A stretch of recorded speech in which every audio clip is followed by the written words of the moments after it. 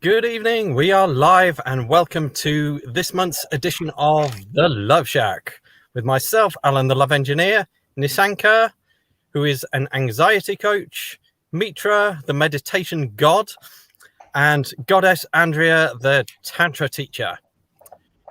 This week, or this month, this episode, we are talking about how to rebuild yourself after the breakup of a relationship.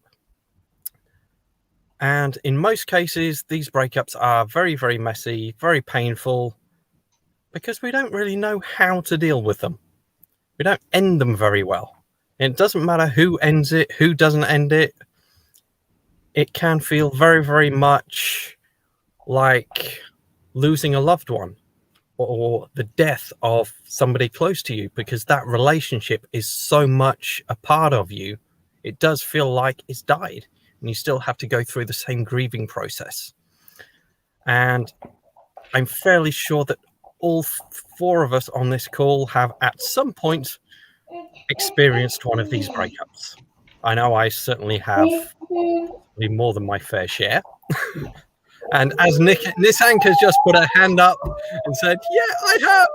So I'm going to hand over to Nisanka and say, what would you suggest is the best way for dealing with this and really either finding yourself or rebuilding yourself after such a breakup? Oh my goodness me, how many parts can I answer? Anyway, hello. I'm Nasanka. Guys, thank you for watching. It's a good question. There is no prescription. That's the best way to answer. There is no prescription. Everybody's breakup, the reasons for breakups are different. Some are mutual, some have grown apart, so they've gradually come to that end. Some have been in narcissistic, coercive relationships, abusive relationships, so they've broken up. So depending on the reasons for breakup, and some had no choice, just starts to leave.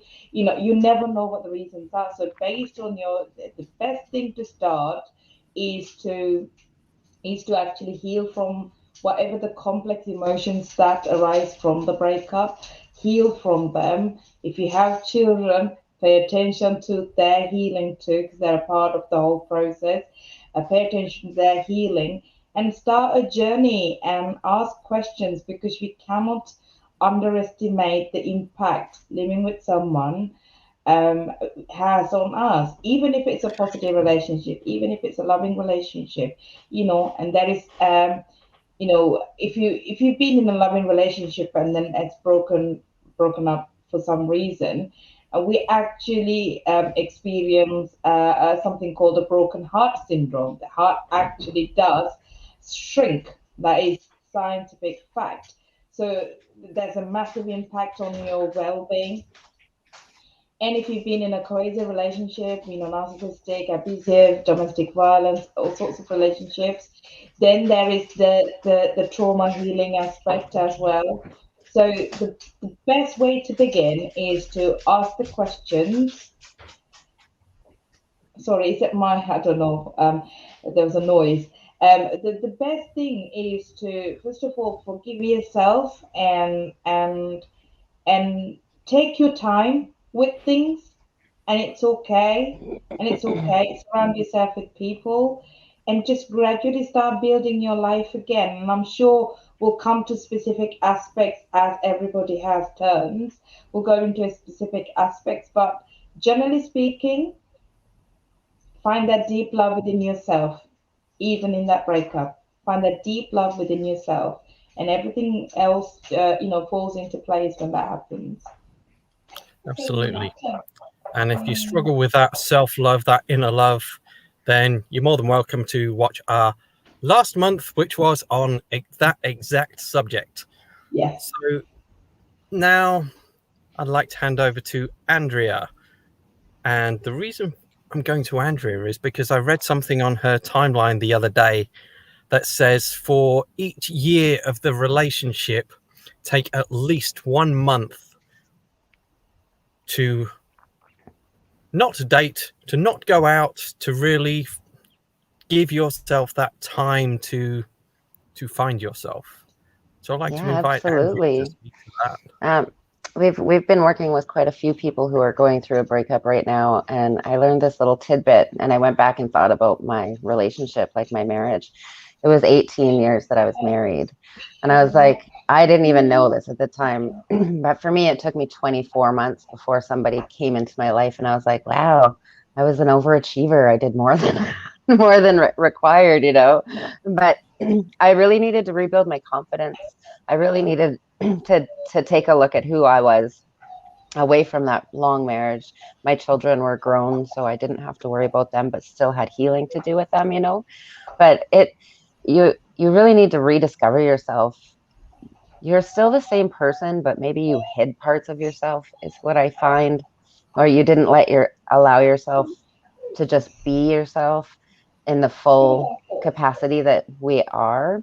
And we hide things from people, you know, when they get too close. We don't want them to know certain things. So it's, you know, finding your own truth, gaining your confidence back, and being a single person without having, I know financially a lot of people struggle when it comes to a breakup.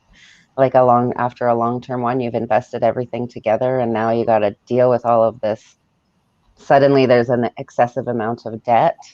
So, you know, rebuilding your finances, take a look at what you want in life. Like, what does it look like for you? Take the time to heal, you know. It's just, you really have to, every month, like for me, I was actually in a personal development retreat center. So I was doing lots of workshops on just rediscovering myself and helping other people find themselves as well, which also I find when you're coaching other people, it really helps you to dig deeper within yourself. So I just really know that the loving yourself part, because you feel so crushed, so like torn apart. And for me, I was an overachiever because I wasn't ready, like, to have someone come into my life. Like, no, I had a few people try, but it was like, no, I just can't even have this commitment. We have to decide if we want the commitment, if we want to share all of that with people again, like another person. For me, it was pretty scary. So I just turned it inwards, and I love myself. And yeah, that's just how I feel about it.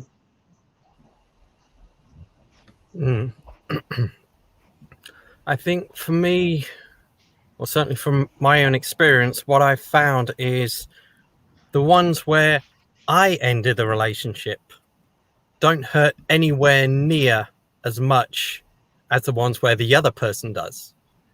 And as I reflect back on all of those instances, or certainly many of them, what I've found is a lot of the pain actually came from it ending, and I believed it shouldn't have.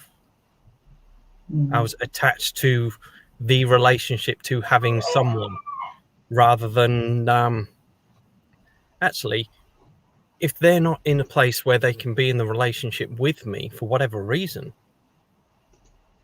why would I want to be in a relationship with somebody who doesn't want me, someone who's not choosing me?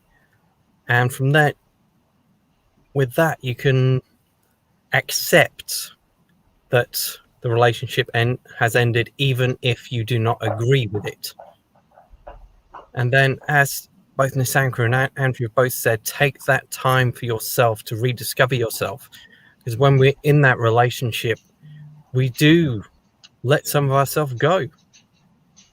We know what the other person likes and wants and needs, and we do give up that part of ourselves to make the relationship work, and call it a compromise or justify it in some way, shape, or form.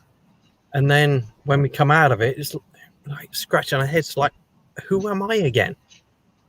I had so much invested in that, I've actually lost myself.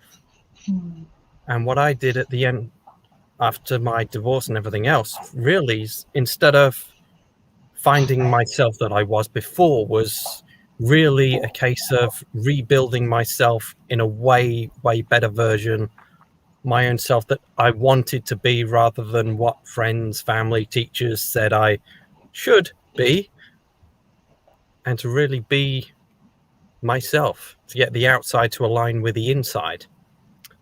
And I was talking to a lady yesterday about this very subject, and she was in a very, very controlling relationship with somebody who was, shall we say, very influential.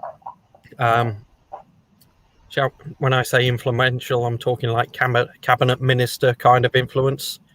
And when she married into that environment, initially, because she'd had not so many rules growing up, she's like, oh, this rules, this is cool. This feels good. And then over time, it's like she can't have a cup of coffee the color of that she wants. It's got to be that certain shade with the right amount of milk, because otherwise it's too common. You've got to have this type of carpet. You can't do this. You can't. Not once. No. You've got to live this way, our way, or no way. And she said it was like coming out of a cult.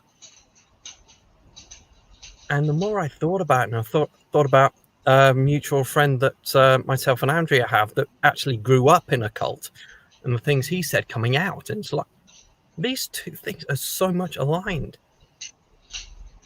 So being in that controlling relationship is very much like coming out of a cult, where you really have no clue who the hell you are.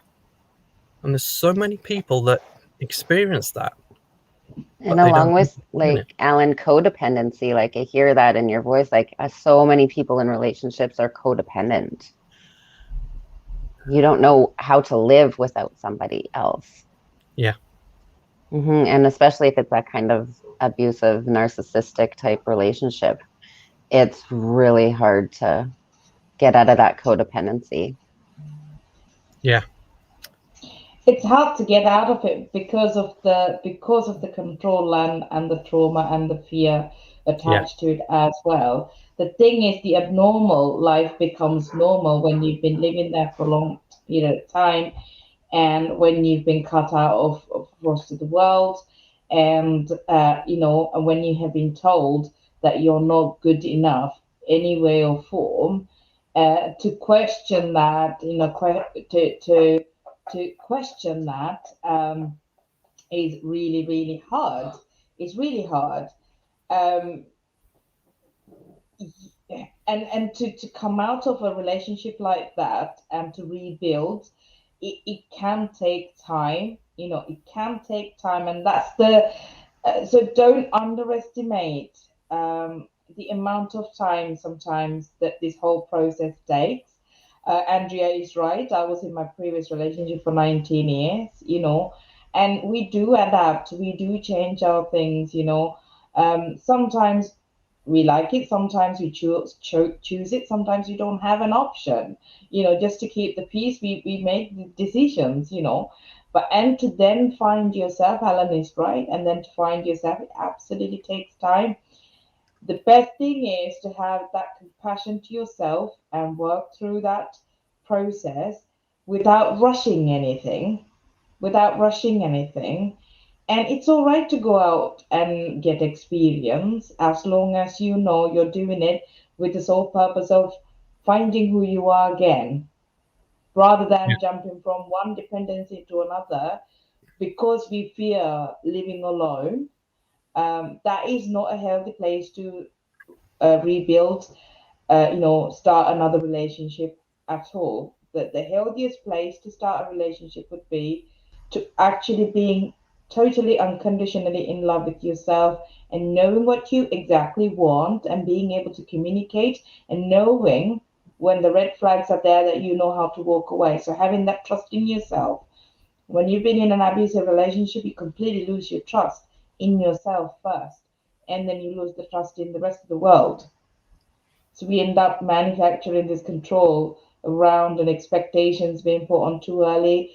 And it's just none of these are healthy. I'm sure we'll go into that discussion again. But yeah, just to chip in. Mitra, you disappeared. I don't know what happened, but what would you like to add now, Mitra? I'm sure you can speak to something at least. First of all, this is such an important topic, and lots of people suffer in silence. And if you really see, if not hundreds of thousands, if not millions, hundreds of thousands of people, if given the opportunity, want to break away from their current relationship. This is the truth. Some people stick with it, try and drag it because of different reasons. You know, it could be children, finance, or fear. But today is more important than that. Now you've taken a step further and you've stepped out of the relationship. And the emotions that go through, you know, it's the guilt, it's the resentment, it's the anger, it's the fear. But now you're already out. But if you look at these emotions, the fear, the guilt, the resentment, or the anger, sometimes people blame themselves as well. Sometimes, you know, the mind keeps thinking, what I didn't see, what did I do wrong, or blame the other person. But these all emotions are produced by your mind. You have already stepped out. And what is the best medicine for mind is meditation. Not mine, not mine, but the exercise to your brain saying that, you know, how you're going to rebuild now. You've stepped out into that open world, and there will be fear, there will be anger, there will be resentment, there will be issues like financial, you know, you've invested so much time and energy into this relationship, and all of a sudden it's come to an end. So obviously, first, as we talked last time, the self-care should kick in. And we shouldn't forget that the relationship, now obviously we're talking about the other kind of breakups that people get really hurt is the health breaks from the current, the job, the business goes away. So there are different, but let's keep today on a psychological relationship between two partners, or you know, a couple. Getting your mind to be stronger, stepping out without fear. And it takes time. And that's why we need to do some, you know, reach out for help. Otherwise, in the new relationship, the fear will still be there. The resentment, the anger will keep coming, and it will affect the current relationship, whether it is with somebody else or it is with yourself. So for now, I will say, if you look at the picture behind me, that elephant, its tail hangs behind my head as if I've got a ponytail or something sometimes. It's good to have a bit of a sense of humor with yourself, because this relationship was psychological. It was not biological. It was not given to us. Sadly, we had to step out.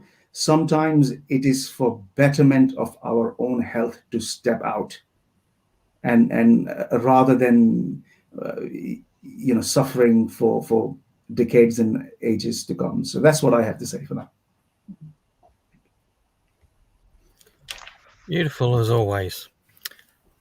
So something that came up for me while you've been speaking is about controlling relationships. And there's this meme that flashes up all over Facebook all the time. And it goes something like, women want a man who is in control, but not controlling. And what is the difference? So for me, I think the difference is, first off, for him to be in control, which is more leading and guiding, he has to operate a little bit like a sat nav. He needs to know where you're at and where you want to be. If he's not asked, or he or she hasn't asked, what kind of relationship you would like, what would it look like, what would it feel like, how would you want it to experience it? The only direction he or she can lead you in is theirs. And that is where the controlling starts. It's taking you on my path, whether you want to go that way or not. The only way for them to be in control is to know his outcome, her outcome, and are they both aligned? When they're both aligned, then he can be in control, surrender, whatever. But unless both outcomes are known, and it is known that both sides are in alignment, it doesn't really work. It's going to end up in a controlling, abusive, toxic mess that's going to be painful to be in, painful to get out of, and then we're in that messy situation, which none of us want to be in. None No. of us get Well, into Alan, a you know what? relationship just to end it. Yeah, the only time I want my man controlling is in the bedroom. Other than that, you better just coexist with me, you know? Please. Absolutely. Like, this reminds me of like the denial workshop that I do, like coming out of denial, right? When we're just not aware. And we make these little steps and we get to this place of like independent, where it's like, when we're done our grieving process and we've collected all of ourselves and we're like, okay, I got this, I can do this, I you know, I'm a strong woman, I got this on my own. And then even going into a relationship in that is really can add control to the relationship, because no, you're going to do it my way, and that comes out. So it's like you have to be able to reach that place of interdependency, so you can just share a life with someone, and whatever they do, they can do. Whatever you do, you can do. And if there's like, bumping heads, you can at least communicate about it without someone saying it has to be my way.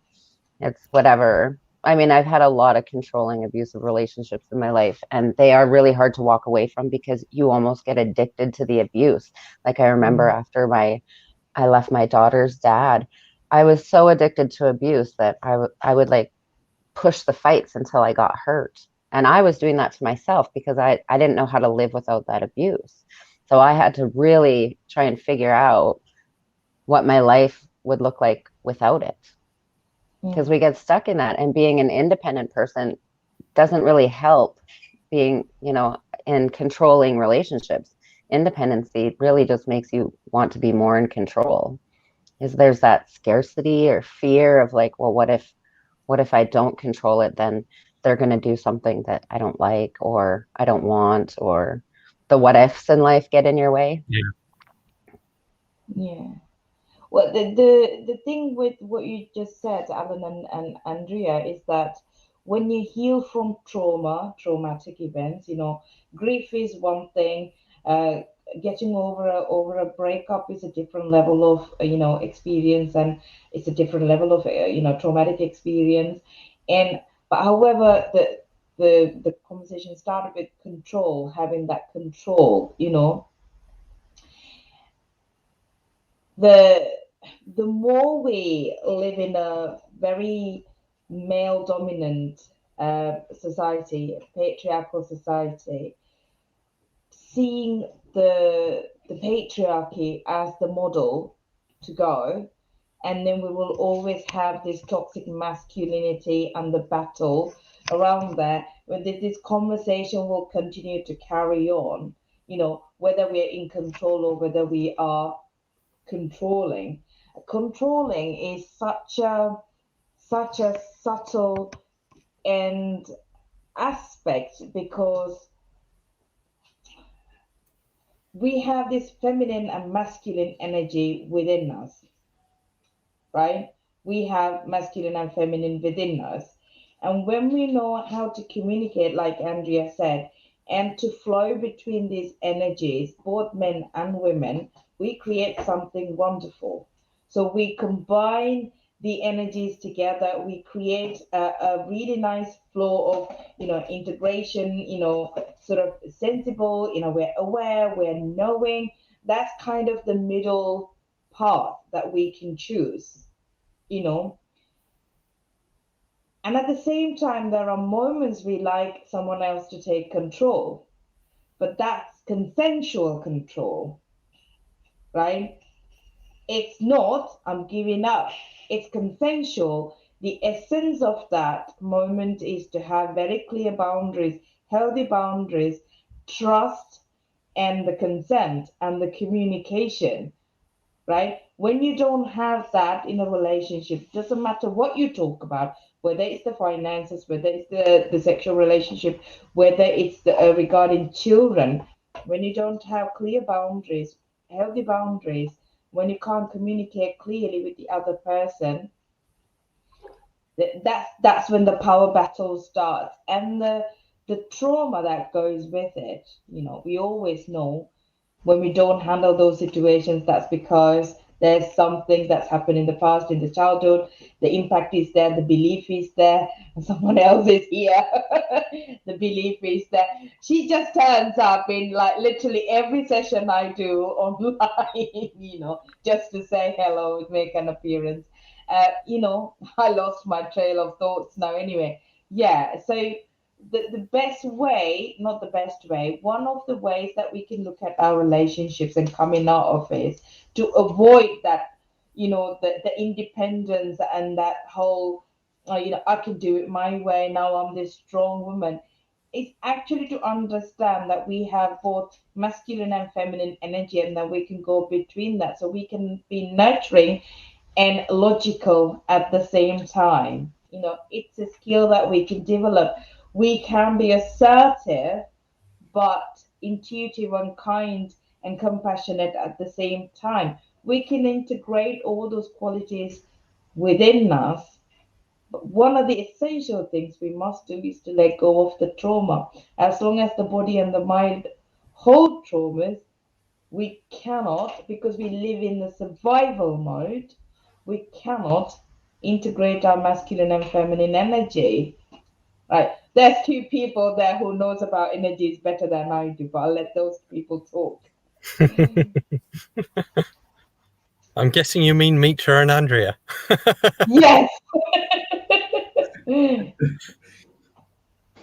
brain chatter that Mitra was talking about, like, I really find that one of the biggest things that help me, that helps the people that I work with, is getting that brain chatter to stop, because we just beat ourselves up inside of our brain, like constant self-sabotage and self-loathing, especially after a breakup. And when we don't realize that we have to actually grieve that relationship, like we grieve a death, like there's so many things that we are not aware of, that we actually have to take the time and do the grieving, allow ourselves to feel that way. And, especially when you get to that angry part, I love that there's rage rooms. I now refer people, go find a rage room, like just take it all out, because people tend to get stuck in that anger. They don't let themselves like feel it, find something to do with it, and then get over it. They stay stuck. So then it's like, back to Mitra, here, we need some meditation. Shut yourself up. Like I tell my clients, you got to just literally tell yourself to shut up, because it's not doing you any good living in that space. It doesn't help you grow, But meditation I do in overcoming anything. If you can actually stop your brain, get clear, and listen to what your body wants, what you're needing, what, fill your own self up first before you're going to offer that to somebody else. That's a great point. Also, we shouldn't forget that a lots of breakups happen mutually, which is a good place to be in, where it hasn't come to you as a heart attack. Two sensible people decide that I think we should part ways. It could be because of any reason at all, and still some people keep hurt after that. So think about the two people which it comes suddenly, or who force themselves to go away. In whatever situation, it's a painful place to be. But unless people know some of these ways, or get in touch with people like yourselves, it can become really difficult. Sometimes people don't even know that they're suffering.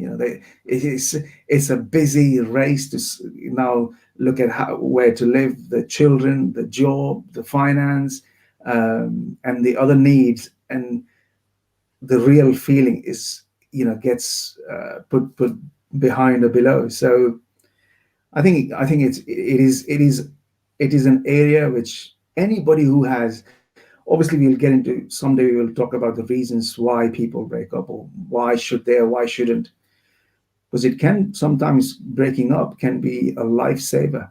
Look at the domestic violence and the deaths and the killings that are happening. Sometimes it's better to go away rather than, you know, suffer beyond imagination. So I am very thankful that we are raising, with the help of you all, and anybody listening should get in touch with you all, to see if they're suffering, how they can get some help. So thank you. And you don't need to be suffering to reach out and say hello. We'll talk to I, you I anyway. think that's a big part. Like when we leave our relationship too, we lose things, right? Like you lose some friends because they're going to choose sides. So, they got one partner, oh, I'm going to support him and not you. And so then all of a sudden, one person is usually left like, wow, I have like zero support. So when we feel unsupported, then we also go back to self-sabotage and self-loathing. Like, why did no one's going to love me ever again?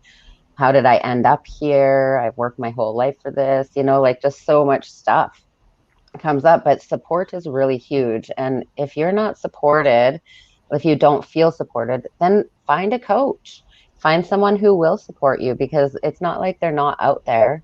There's many people, like I know all of us have something to offer anyone who is going through a breakup. It just don't feel alone, because that helps in moving forward.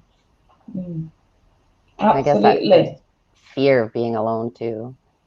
Absolutely. And we can't underestimate, and especially if you've been in a long-term relationship, we can't underestimate the complications that comes with it, especially with the families, the friends.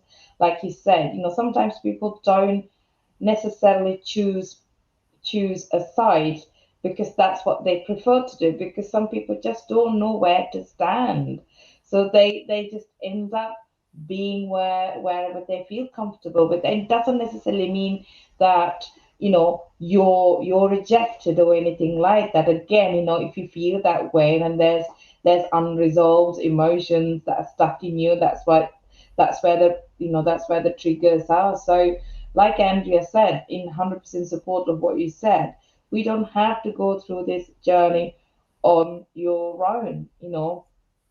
And I definitely know that towards the end of my relationship, I was definitely grieving that relationship. Towards the end of it, still married, but grieving it.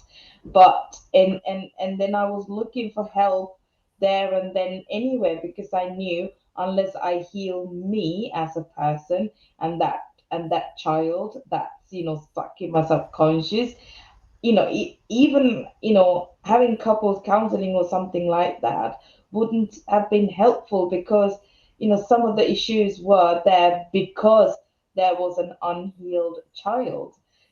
And then I was looking for help, and when I got out of it, I continued to get the help so many different ways. It's just not one person.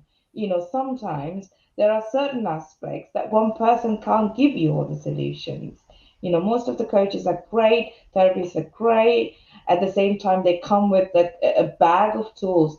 But at the same time, sometimes that one thing, is left for that one person that you haven't found yet. So look for these solutions. And one of the things that happens in the breakups is, or getting help, is that fear of, if I spend this money, what's going to happen to me? Or if I spend this money, there is, of course, having gone through all this experience, like Andrea said, a pile of debts to walk away with, and rebuilding life at the age of 40 with minus, and having worked your entire life. I was in my previous relationship for 19 years. That's half of my life when I walked away from it. Half of my life.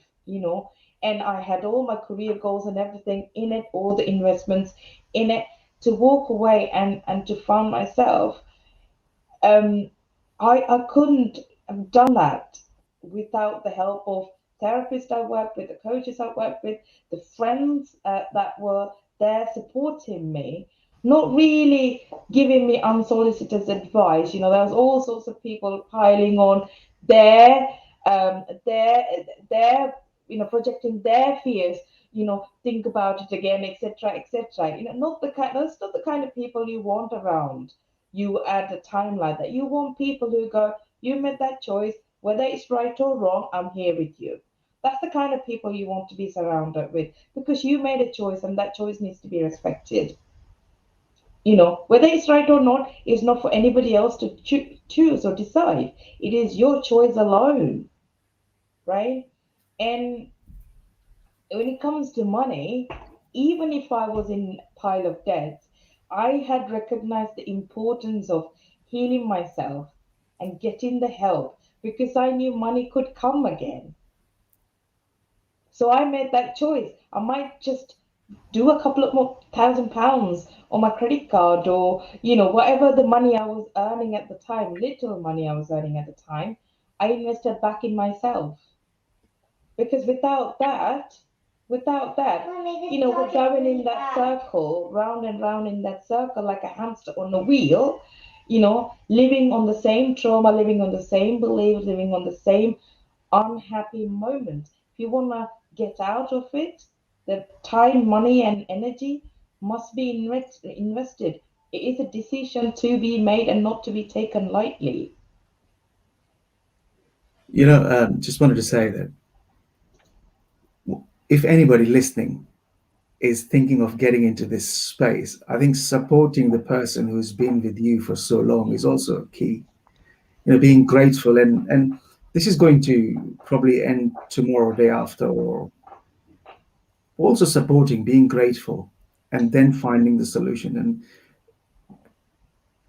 you know, there's only certain reasons. Either the physical attraction has died out, the love is not there, or maybe you don't like the style of the hair, or I don't know. It could be, you know, the human brain works in strange ways. But I think keeping that gratitude and support, and there's no need to. I mean, people fear about money. Money is the last thing. You'll be surprised when you break free how much money you can make. You will not even realize. It's just the blockage Yeah, around the brain. Some people think, oh, the money.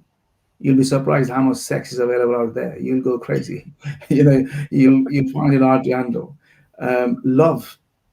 There's a lot of love. yeah, One's heart needs to be open, yeah, and people will bring you know. So I think to be strong, keeping to today's topic, if you've taken the step, be strong, and the whole universe is waiting for you. yeah, So open your heart, and yeah, I could name some of the apps, but I would keep it for later. I think it's too like coming out of denial. That's a big one for me when I came out of my relationships. Just get out of denial.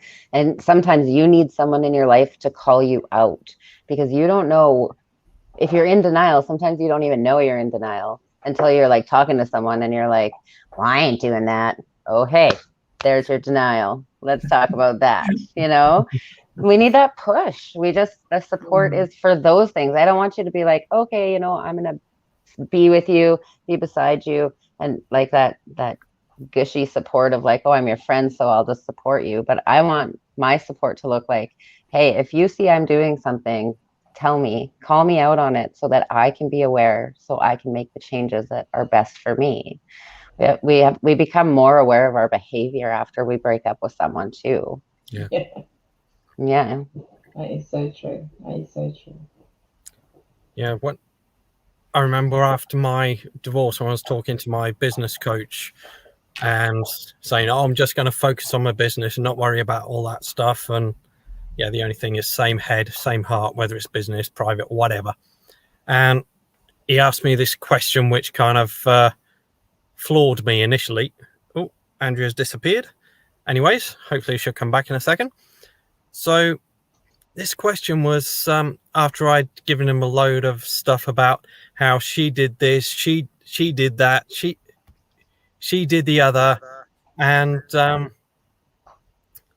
it was like he sat there and listened, and he said, right, now you've told me what she did.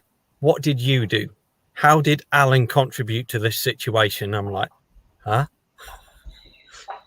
But because of that question, it's like, okay, yeah, I might have had something to do with it here and there, but it really encouraged me to go into myself and look at my own behavior, see what I did and didn't do. And that thing that women love about the man being present, I did none of that. I didn't even know it existed. And all sorts of stuff. And it's like, okay, maybe I wasn't the role model perfect husband that I thought I was. So I can say I really sucked at being a wife. I just think that's such a loaded word. My wives now are my best friends. Like I have my husband wife. We've been friends for over 30 years. She's been my favorite husband. I have my mama wife who I get to just like cry on her shoulder and we talk about everything. I never in my life want to be a wife again. That word is so loaded. And it just came to that realization, like you said, someone said, you know, how are you as a wife? And I'm like, yeah, I sucked as a wife, actually. That title for me was so loaded. I couldn't live up to it. And I tried and failed a number of times. So, you know, what is a wife or a husband? What does that word look like to you? And what expectations are around that? Because do you really want to do all that? You know? on But my owning terms, maybe. yeah, right. Owning our own contribution in those relationships that ended is very important. We don't grow unless we're willing to look at what we've done. You know, it's not, if we're blaming everyone else, we're still in denial. You haven't even thought about having a life with yourself.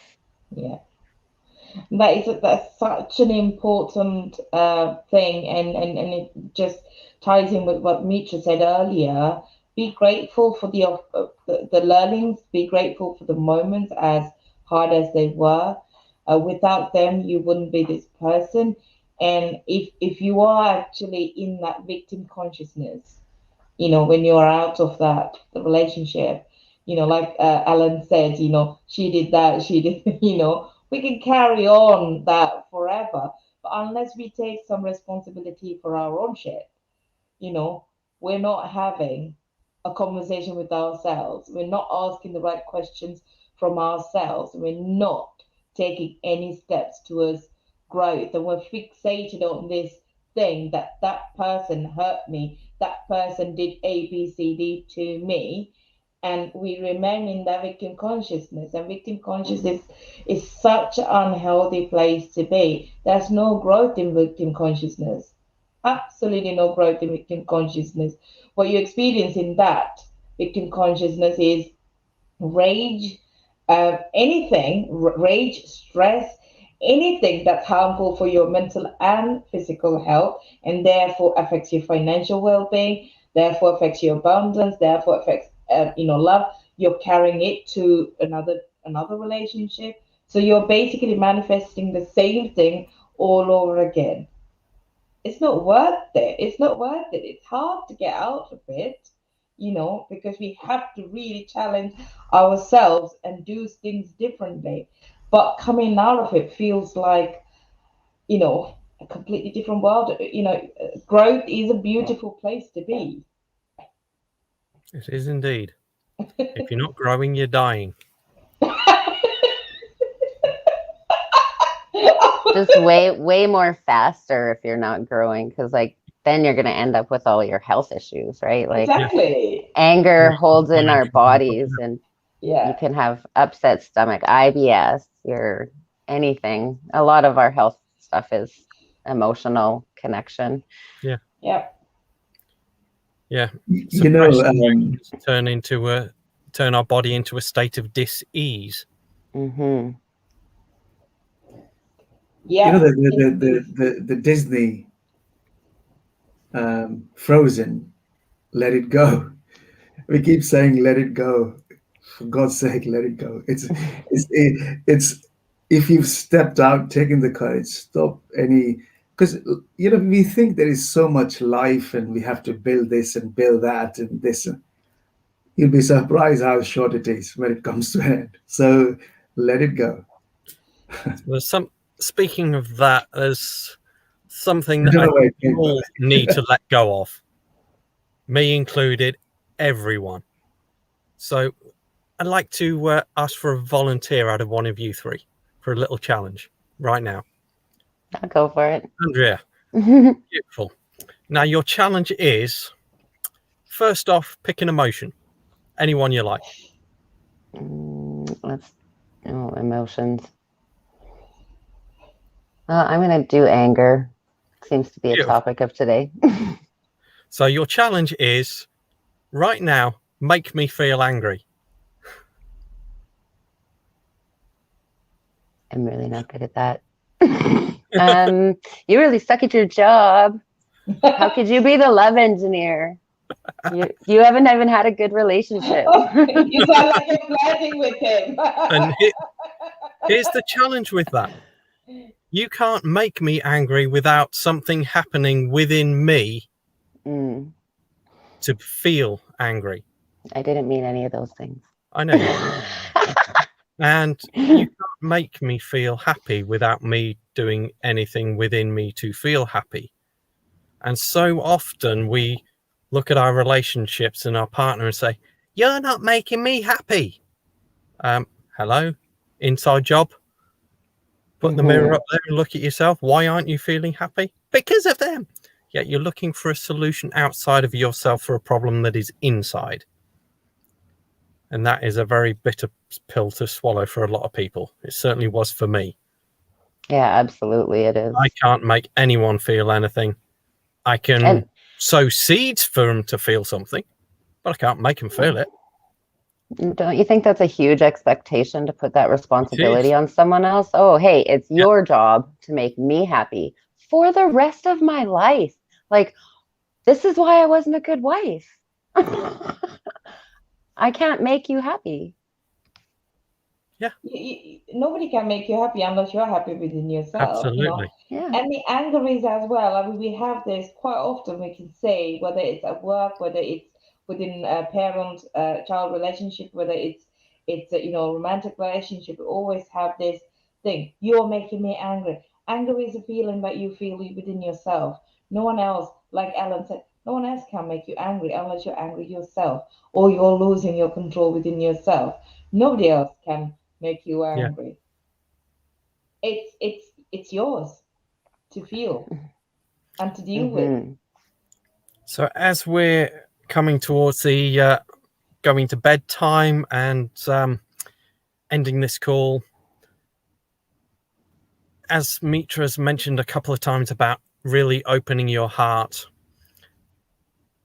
I'm feeling that I'd like to share with you a little trick that I learned off a scientist called Greg Braden when he was talking about the Institute of Heart Math over in America.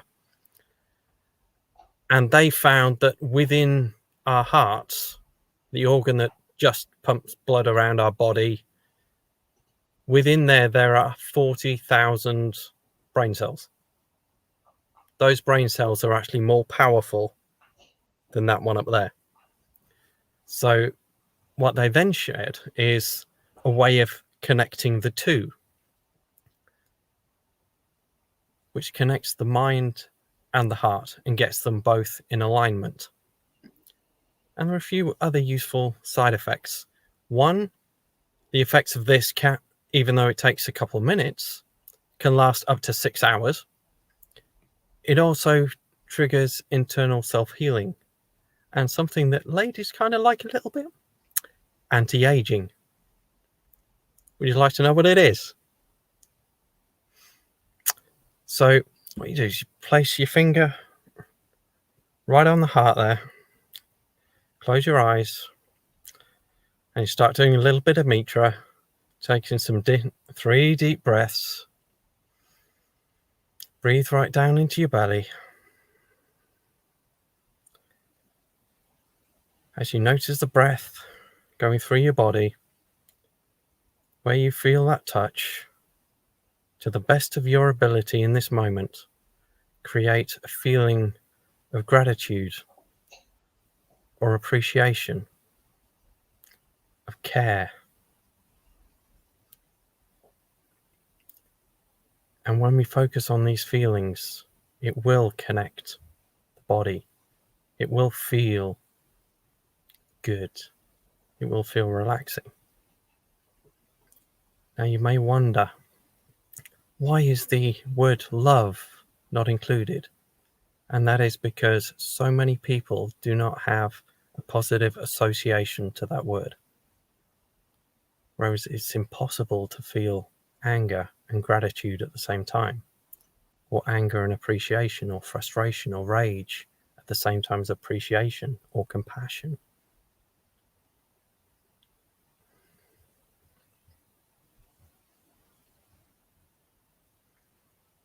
And it really is as simple as that. And as a result of that, it will also open up your heart.